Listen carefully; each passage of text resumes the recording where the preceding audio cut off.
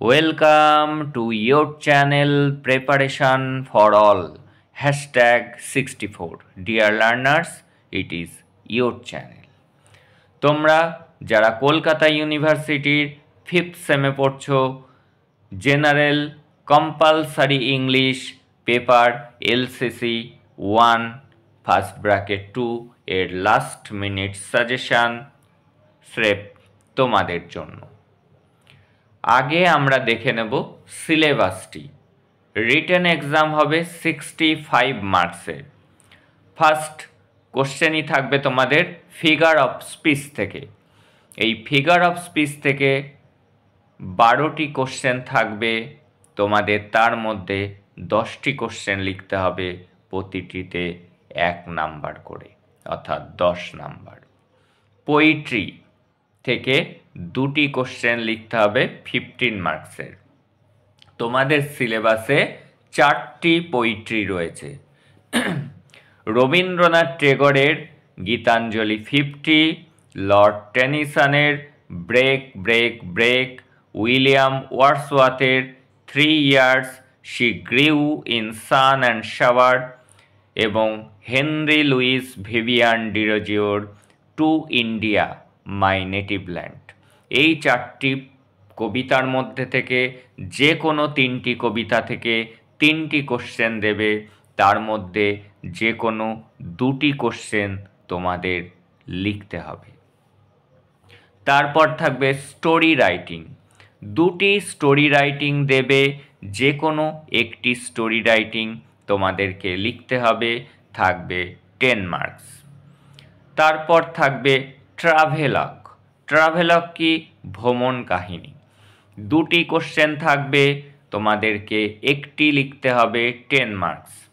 Advertisement writing, 2টি question থাকবে এবং একটি লিখতে হবে, 5 মার্কস। এই হলো 65 মার্কসের তোমাদের সিলেবাস। এইবার আজ আমরা দেখে নেব পোয়েট্রি থেকে ইম্পর্ট্যান্ট কোশ্চেন, যেগুলি পড়লে তোমরা ওখান থেকেই কোশ্চেন কমন পেয়ে যাবে এবং কোশ্চেন ঘুরিয়ে ফিরিয়ে আসলেও এই আনসার কটি রেডি থাকলে তোমরা কিন্তু আসন্ন এক্সামে প্রতিটি কোশ্চেনের সঠিক আনসার লিখতে পারবে। ধারাবাহিক সাজেশনের ভিডিও পেতে চ্যানেলটিকে এখনই সাবস্ক্রাইব করে নোটিফিকেশান অন করে রাখো। পরপর কিভাবে অ্যাডভার্টাইজমেন্ট লিখতে হয়, কিভাবে স্টোরি রাইটিং লিখতে হয়, এইগুলি নিয়ে আলাদা আলাদা ভিডিও আসবে। গীতাঞ্জলি 50 থেকে 2টি কোশ্চেন অত্যন্ত গুরুত্বপূর্ণ এবং এই 2টি কোশ্চেন যে রেডি করবে সে এখান থেকে যে কোনো কোশ্চেনের আনসার লিখতে পারবে। First question, give the substance of Tagore Rabindranath Tagore's poem Gitanjali 50, অর্থাৎ সাবস্ট্যান্স অর্থাৎ বিষয়বস্তু কবিতার লিখতে হবে। Gitanjali 50 of Rabindranath Tagore is an অ্যালিগোরিক্যাল poem. অত্যন্ত ইম্পর্টেন্ট কোশ্চেন, ডিসকাস। এটাকে রূপক ধর্মী কবিতা বলা যায় কি না সেটি আলোচনা করো। এই 2টি কোশ্চেন যদি গীতাঞ্জলি 50 থেকে তোমরা রেডি করো তাহলে কোশ্চেন কমন তো পাবেই এবং আলাদা কোনো কোশ্চেন আসলেও এখান থেকে এই 2টি কোশ্চেন যার রেডি আছে সে কিন্তু সেই কোশ্চেনের আনসারও লিখতে পারবে। এবার দেখে নেব অ্যালফ্রেড টেনিসনের ব্রেক ব্রেক ব্রেক। এই বছরের জন্য অত্যন্ত গুরুত্বপূর্ণ। এই কবিতাটি কিন্তু এই বছর আসবেই। Give the substance of the poem break break break. আগে প্রত্যেকটি কবিতার সাবস্ট্যান্স জানতে হবে খুব ভালো করে। Second question, how does Tennyson depict the sea and its surrounding in the poem break break break. কেমনভাবে টেনিসন সমুদ্র এবং তার পার্শ্ববর্তী এলাকাকে বর্ণনা করেছে।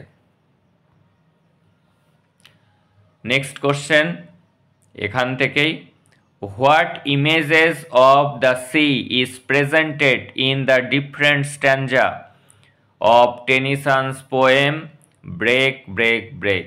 এই 3টি কোশ্চেন যে রেডি করবে সে কিন্তু এই বছর একটি কোশ্চেন এখান থেকে কমন পাবেই পাবে। এবার দেখে নেব পরবর্তী কবিতা উইলিয়াম ওয়ার্ডসওয়ার্থের 3 years she grew in sun and shower. Give the substance of the poem 3 years she grew in sun and shower. Next question, এখান থেকে দুটি কোশ্চেন আমি সিলেক্ট করেছি। এই দুটি কোশ্চেন পড়লে এখান থেকে কোশ্চেনের আনসার লেখা সম্ভব হবে। দ্বিতীয়টি হলো describe Lucy based on the poem 3 years she grew in sun and shower by William Wordsworth. এই কবিতায় যে কেন্দ্রীয় চরিত্র লুসি, যাকে নিয়েই পুরো সিরিজটা, সেই লুসির যে বর্ণনা দেওয়া হয়েছে এই কবিতায় সেটি বর্ণনা দাও বা লেখো। এবং আরও একটি কবিতা আছে, সেখান থেকে আমি একটি কোশ্চেন ভালো করে পড়ে যাওয়ার জন্য বলবো। হেনরি লুইস ভিভিয়ান ডিরোজিওর to India my native land. এখান থেকে একটি কোশ্চেন পড়তে বলবো। Examine Derozio's to India my native land as a sonnet. Sonnet হিসাবে এই কবিতাটি কতটা সার্থক সে সম্পর্কে আলোচনা করো। পরবর্তীতে কিভাবে অ্যাডভার্টাইজমেন্ট লিখতে হয়, স্টোরি লিখতে হয়, এগুলি কিন্তু কমন আসবে না, কমন পাবো এই চিন্তা না করে কিভাবে যাই আসুক না কেন লিখব, এটির পরে কিন্তু জোর দিতে হবে। এবং পরবর্তী ভিডিও এইগুলির উপরেই আসবে। চ্যানেলটিকে সাবস্ক্রাইব করে নোটিফিকেশান অন করে রাখো ফর ইয়োর বেটার রেজাল্ট।